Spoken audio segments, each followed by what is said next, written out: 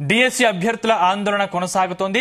ప్రభుత్వ మొండి వైఖరిని నిరసిస్తూ ఆందోళనను తీవ్రతం చేస్తున్నారు విద్యార్థి సంఘాలు, ప్రతిపక్షాలు. డిఎస్సి అభ్యర్థుల నిరసనలకు బాసటగా నిలుస్తున్నాయి. రాత్రంతా ఓయూలో విద్యార్థి సంఘాలు బైఠాయించాయి. నిరుద్యోగులు అందరం తెచ్చుకున్న కాంగ్రెస్ ప్రభుత్వం మమ్మల్ని ఇలా అర్ధరాత్రి రోడ్డు మీద నిలబెట్టడం సిగ్గుచేటంటూ డిఎస్సి అభ్యర్థులు ఆగ్రహించారు.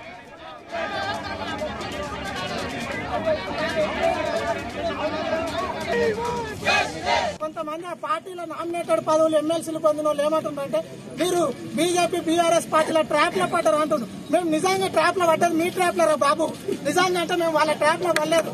మాకు అక్కడ న్యాయం జరగలేదు కాబట్టి మిమ్మల్ని గెలిపించినాం. మేము నిరుద్యోగులము మా అవ్వయ్య కాలము మేము ఒకటే డిమాండ్ చేస్తున్నాం. మా సిలబస్ కు తగ్గ సమయం ఇవ్వండి, మేము ప్రిపేర్ అవుతాం. మిమ్మల్ని మెగా డిఎస్ అడుగుతలే, మీరు ఇచ్చిన మాట ఎట్లా నిలబెట్టుకోండి. ఎందుకంటే మీ కాంగ్రెస్ పేర్లోనే ఉంది స్కామ్గ్రెస్ అని. మీరు మమ్మల్ని స్కామ్ చేసిండ్రు, అయినా సరే మేము ఒప్పుకుంటున్నాం. ఆ 11,000కే రాసుకుంటాం. అయినా ఇందిరమ్మ రాజ్యంలో ఇబ్బందులు ఉండవని పాటలు పాడించి మరీ చేసిండ్రు. ఎక్కడ మహిళలకు ఈ రోజు రక్షణ ఉందా మీ దగ్గర? మా సోదరి మళ్ళీ ఈ రోజు ఒక విద్యాశాఖ కార్యాలయం ముట్టడిగేస్తే తీసుకుపోయి మీరు అక్కడ గ్రౌండ్ లో పెట్టి కనీసం అమ్మాయిలకు ఉండే ప్రాథమిక అవసరాల గురించి కూడా ఆలోచించే బుద్ధి లేదా మీకు అని నేను అడుగుతున్నా. కాబట్టి మీరు అక్కడ అమ్మాయిలు ఉంటే లైట్లు తీయడం ఏంది? అయినా ఈ రోజు కాబోయే ఉపాధ్యాయులు పోలీసుల కాళ్ళు పట్టుకొని మేము ధర్నాలు చేసుకుంటామని ఆ రైట్ కూడా లేదా మాకు? అసలు కంచెలు లేని పాలన, ప్రజాపాలన ఎక్కడుంది నీ పాలన? కాబట్టి ఒకటే మేము డిమాండ్ చేస్తున్నాం. ఈ రోజు ఈ అర్ధరాత్రి గాని రేపు గాని నువ్వు 18వ తారీఖు ఎగ్జామ్ పెడితే ఏదో పెళ్లికి ముహూర్తం పెట్టినట్టు ఈ రోజు విద్యాశాఖ కమిషనర్ గారు 11వ తారీఖు రోజు 5 గంటలకు హాల్ టికెట్లు ఇస్తా అంటానంటే నువ్వు హాల్ టికెట్లు ఇస్తావు ఏమిస్తావు మాకు సంబంధం లేదు. మేము ఇంత డిమాండ్ చేస్తున్నాం. ఇంకో మాట ఏమంటున్నారు అక్క వీళ్ళంతా అంటే, కొంతమంది ఉన్నారు కదా వాళ్ళ పదవులను ఆశించేటోళ్ళు విద్యార్థుల ప్రయోజనాలను 2,50,000 మంది విద్యార్థుల భవిష్యత్తు కోసము మేము ఎగ్జామ్ తొందర పెడుతున్నాం అంటున్నాం. నిజంగా మీకు అంత చిత్తశుద్ధి ఉంటే గత ప్రభుత్వం గురుకుల పరీక్షలు పెట్టినాక మీరు సర్టిఫికెట్ వెరిఫికేషన్ కూడా చేసింది. మరి ఆ గురుకులాల లోపల చదువుతున్న విద్యార్థుల భవిష్యత్తు మీకు కనిపిస్తలేదా? ఎంతో ఆర్భాటంగా నువ్వు ఎల్బీ స్టేడియం లోపల నియామక పత్రాలు ఇచ్చినావు. ఎందుకు వాళ్ళకు ఉద్యోగాలు ఇస్తలేవు? ఎందుకు వాళ్ళని పోస్టింగ్ లోకి తీసుకుంటారు? కంపల్సరీ రావాలి. మాకు రిప్లై వచ్చేదాకా ఇట్లానే ఉంటామండి. మేము అక్కడ పోలీస్ స్టేషన్ లో ఉన్నాం కదా, అక్కడ వాటర్ ఇవ్వలేదు, కనీసం ఫుడ్ కి ఏమో ఇవ్వలేదు, కనీసం చీకట్లో కూర్చుంటామంటే కూడా ఒక లైట్ కూడా ఇవ్వలేదు. పోలీసు వాళ్ళు పనిచేసిర్రు. ఎంత అసలు అది ఏమని చెప్పుకోవాలో అర్థమైతలేదు. నిజంగా లైట్లు ఇవ్వలేదు, దోమలు గరుస్తున్నాయి. మాకేమో అక్కడ నుంచి వెళ్ళగొట్టారు. ఇంకా మేము ఎటు వెళ్ళాలి? మళ్ళీ ఇక్కడికి వచ్చినాం. మార్నింగ్ నుంచి ఇప్పటి వరకు కూడా వాటర్ లేదు, ఫుడ్ లేదు. అసలు ఇక్కడ రోడ్ల మీద ఉండు ఏందో చదువు పెట్టుకొని ఎగ్జామ్స్ పెట్టుకొని వాళ్ళేమో పోస్ట్ పోన్ చేయరు. ఇది ఏంటంటే ఇంత రిస్క్ తీసుకుంటున్నాం అంటే నిరుద్యోగులకు ఎవరు సమాధానం చెప్పాలో నాకు ఇప్పటికీ అర్థం కావట్లేదు. మార్నింగ్ అయినా సరే రేపు ఇలాగే ఉన్నా సరే ఇట్లనే ఉంటాం. ఇంకా అంతే, ఇంకా అది అంతే. అక్కడి నుంచి రిప్లై రావాలా? ఎంతమంది సపోర్ట్ చేస్తూనే ఉంటారు. వాళ్ళు ఎమ్మెల్యేలు చేస్తా అంటారు, వీళ్ళు చేస్తా అంటారు, సపోర్టింగే పోతుంది కానీ అక్కడి నుంచి రిప్లై ఏదండి ఇంతవరకు. ఈ చిన్న ఇష్యూ కోసం ఇంత నా సఫరింగ్, మేము ఇంత విద్యార్థులు నిరుద్యోగులు పనులతో ఓటేస్తున్నాం వాళ్ళకి. అసలు రిప్లై రావడానికి ఏం చేయాలి? చావాలా? ఇక్కడ ఉంది అర్థం కాదు. ఏమో అండి, 3 months అయితే మాకు పోస్ట్ పోన్ కావాలా అంతే. అది హెవీ సిలబస్. ఒక్కసారి వాళ్ళకి చూడమనండి, చూసినాక మాతో మాట్లాడమనండి. లేకపోతే కదలం. మేము దీని వల్ల మేము ఎక్కడికైనా వెళ్తాం, ఎంత దూరమైనా మేము వెళ్ళగలము. మాకు చాలా మంది సపోర్ట్ ఉంది. మా స్టూడెంట్స్ ఉన్నారు కదా, మాకు చాలా మంది ఉన్నాం. 2 lakhs 3 lakhs మెంబర్స్ ఉన్నాం. అందరము వెళ్తాం, ఎక్కడికైనా వెళ్తాం. మేము ప్రొద్దున తినకుండా ఉన్నాము.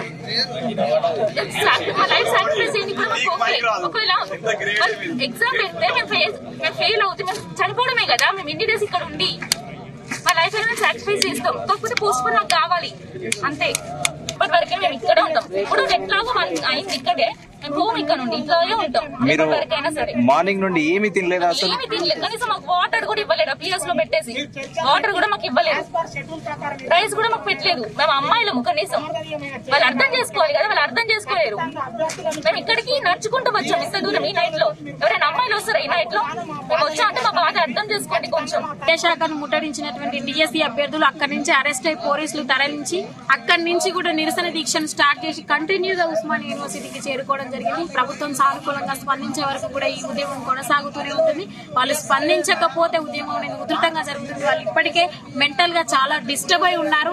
కాబట్టి వాళ్ళకు మద్దతుగా మాలాంటి ఆస్పిరెంట్స్ కూడా ముందుకు వస్తా ఉన్నాం. ఎందుకంటే స్టూడెంట్స్ కాపాడుకోవాలి కాబట్టి దయచేసి ప్రభుత్వం స్పందించండి. అది న్యాయబద్ధమైన కోరిక.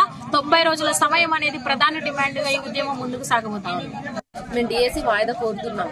ఎందుకు అంటే కట్టడి కోసం వెళ్ళామండి, విద్యాశాఖ దగ్గర వెళ్తే ఏమో వాళ్ళు మమ్మల్ని అరెస్ట్ చేసి ఇక్కడ సిటీ కాలేజ్ దగ్గర గ్రౌండ్ దగ్గర ఉంచారు. మార్నింగ్ నుంచి మాకు అక్కడ వాటర్ లేవు, ఏం లేవు, నైట్ వరకు అక్కడనే ఉంచారు. నైట్ 10 కి రిలీజ్ చేశారు. అక్కడ నుంచి మేము నడుచుకుంటే ఇక్కడ ఆర్ట్స్ కాలేజ్ కి వచ్చాము, ఉస్మానియా యూనివర్సిటీలో. ఎక్కడ నుంచి నడుచుకుంటే వచ్చారు? అక్కడ సిటీ కాలేజ్ దగ్గర నుంచి ఉస్మానియా యూనివర్సిటీ వరకు 20 కిలోమీటర్లు నడుచుకుంటూ వచ్చాం. మా ప్రాబ్లం ఏం లేదండి, టెట్ కి డిఎస్ కి టైం లేదు. సో మాకు ఒక 3 months వాయిదా వేయాలని ప్రభుత్వాన్ని కోరుతున్నాం. టెట్ రాసినాం, టెట్ కి డిఎస్ కి కనీసం 3 months అయినా ఉండాలి కదా. 3 months లేదు, కొన్ని 25 days లో రాయమంటే మేమేం రాస్తాం? మేము రోగులం ఏమైనా రాయడానికి? మీరైనా కొంచెం ఆలోచించండి. పొద్దున్న నుంచి మేము ఇంత కష్టపడి, అన్నం లేదు, వాటర్ లేదు, మరి ప్రభుత్వం ఇంతైనా చెల్లించాలి కదా. ఈ అర్ధరాత్రి టైం ఒక అమ్మాయిలా ఇంత కష్టపడుతున్నాం, పోస్ట్ పోన్ చేయడానికి ఏమైతుంది? ఒక 3 months పోస్ట్ పోన్ చేయడానికి ఏమైతుంది?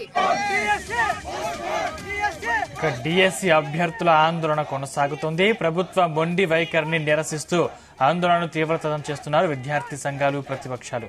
డిఎస్సి అభ్యర్థుల నిరసనకు బాసటగా నిలుస్తున్నాయి. రాత్రంతా ఓయూలో విద్యార్థి సంఘాలు బైఠాయించాయి. ఇదే అంశానికి సంబంధించిన మరిన్ని పూర్తి డీటెయిల్స్ మా ప్రతినిధి శ్రీచరణ్ అందిస్తారు. శ్రీచరణ్. సందీప్, నిన్న అర్ధరాత్రి నుంచి కూడా డిఎస్సి అభ్యర్థులతో పాటు విద్యార్థులు ఓయూ జేఏసీ సంఘాలకు చెందిన విద్యార్థులు కూడా రాత్రి నుంచి కూడా అక్కడ దీక్ష చేపట్టారు. అది ఇంకా ఇప్పటికీ కూడా కంటిన్యూ అవుతోంది. ప్రభుత్వం ఎట్టి పరిస్థితుల్లో డిఎస్సి పరీక్ష షెడ్యూల్ ఏదైతే విడుదల చేసిందో ఇమీడియట్ గా వాయిదా వేయాలని కూడా డిమాండ్ చేస్తున్నారు. మాకు వేరే ఎలాంటి గొంతమ్మ కోరికలు లేవు ప్రభుత్వం నుండి. మాకు ఓన్లీ డిఎస్సి పరీక్ష మాత్రము రద్దు చేసి ప్రస్తుతం ఇచ్చిన షెడ్యూల్ ని మార్చి 3 నెలల టైం కావాలి మాకు. ఎందుకంటే మేము అన్ని పోటీ పరీక్షలకు కూడా హాజరవుతున్నాము. ఎందుకంటే గడిచిన 10-11 సంవత్సరాలలో కూడా ఎప్పుడు ఎలాంటి ఉద్యోగ నోటిఫికేషన్లు లేవు. మేము గ్రూప్ 4 నుండి గ్రూప్ 2, గ్రూప్ 1 తో పాటు టెట్ అన్ని పరీక్షలకు కూడా హాజరవుతున్నాము. మాకు ఈసారి డిఎస్సి కూడా సిలబస్ విపరీతంగా పెరిగింది. ఈ సిలబస్ పెరిగిన కారణంగా తమ పైన మానసికంగా చాలా ఒత్తిడి ఉంది అని కూడా వాళ్ళు తీవ్రంగా వాపోతున్నారు. ఎట్ ది సేమ్ టైం ఎవరైతే ఈ నోటిఫికేషన్ విడుదల చేశారో ఒక్కసారి అదే సిలబస్ వాళ్ళని చదవమనండి, వాళ్ళు క్లియర్ చేస్తే అప్పుడు ఒప్పుకుంటాం మేము. ఇదే షార్ట్ టైమ్ లో ఈ ఎగ్జామ్ ని కండక్ట్ చేయడము, దట్టు షార్ట్ టైమ్ లో నోటిఫికేషన్ ఇచ్చి విద్యార్థులని తో పాటు అభ్యర్థులని సిద్ధం అవ్వాలి అంటే మానసికంగా మేము సిద్ధంగా లేము. దయచేసి ప్రభుత్వాన్ని వేడుకుంటున్నాము, ఈ పరీక్షను పోస్ట్ పోన్ చేయాల్సిందే అంటూ కూడా పట్టుబడుతున్నారు.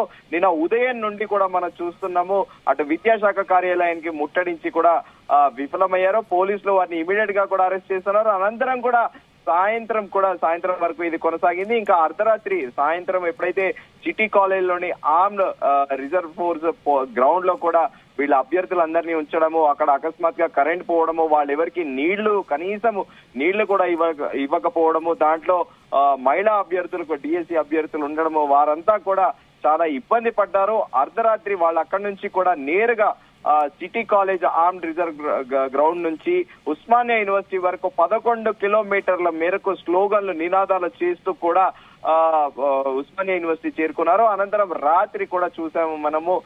రాత్రి దాదాపు ఉదయం తెల్లవారుజామున 3:30 వరకు కూడా స్లోగన్లు ఇస్తానే ఉన్నారు. అది ఇప్పటికీ కూడా కంటిన్యూ అవుతూనే ఉంది ఉస్మానియా యూనివర్సిటీలో. ఈ నేపథ్యంలో ఈ రోజు ప్రొఫెసర్ కోదండరామ్ ఇంటిని కూడా ముట్టడించే యత్నంలో కూడా తెలంగాణ విద్యార్థి పరిషత్ కూడా నిర్ణయం తీసుకుంది. ఈ రోజు అయితే ఉస్మానియా యూనివర్సిటీలో చాలా ఉత్కంఠ వాతావరణం నెలకొని ఉంది. మరోవైపు కొంతమంది అభ్యర్థులైతే తీవ్ర స్థాయిలో ప్రభుత్వం పైన ఫైర్ కూడా అవుతున్నారు. గత ప్రభుత్వం నిర్లక్ష్యంగా వ్యవహరించిందని ఈ ప్రభుత్వానికి ఓటేస్తే ఈ ప్రభుత్వం కూడా ఇంకా అంతకు మించి నిర్లక్ష్యంగా వ్యవహరిస్తోంది అని కూడా, మేము ఎందుకు ఓటేసాము కర్మ అని కూడా నెత్తి బాదుకుంటున్నారు. సో ఇప్పుడైతే విద్యార్థులు మాత్రం తీవ్ర ఆగ్రహ జ్వాలలతో కూడా సర్కారు పైన కూడా ఫైర్ అవుతున్నారు. మరి ఈ రోజు ఎలాంటి పరిణామాలు సంభవించబోతున్నాయి, ఎలాంటి మలుపు తీసుకోబోతోంది అనేది కూడా ఒక ఉత్కంఠ నెలకొని ఉంది.